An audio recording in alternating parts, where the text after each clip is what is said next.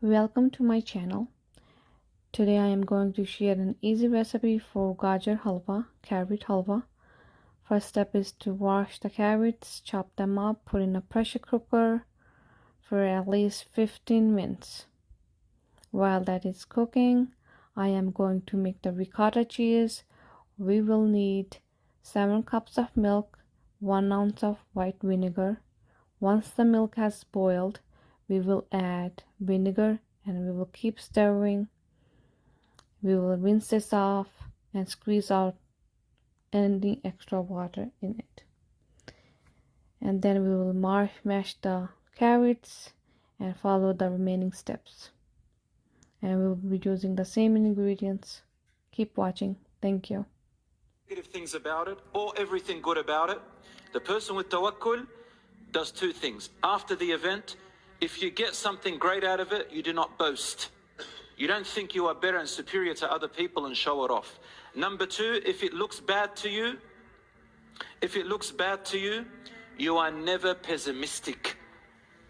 Pessimistic is a person who has negative judgments and thoughts.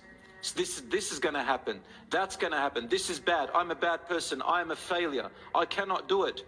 There's no way. I'm not even going to try again. They develop traumas. They don't know how to get out of it.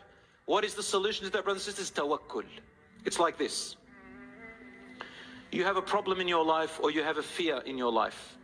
Fear, by the way, is the opposite of tawakkul. Without tawakkul, there's fear. And then you've got to hold on to something that gives you motivation. But tawakkul, which is to hold on to Allah and connect yourself with Allah subhanahu wa ta'ala, that He has the best plan in everything that you do, means like this. If you're in a problem, you can't get rid of it and it's playing on your mind. You can't go to sleep. You feel like the world has caved in on you. Do these 4 things.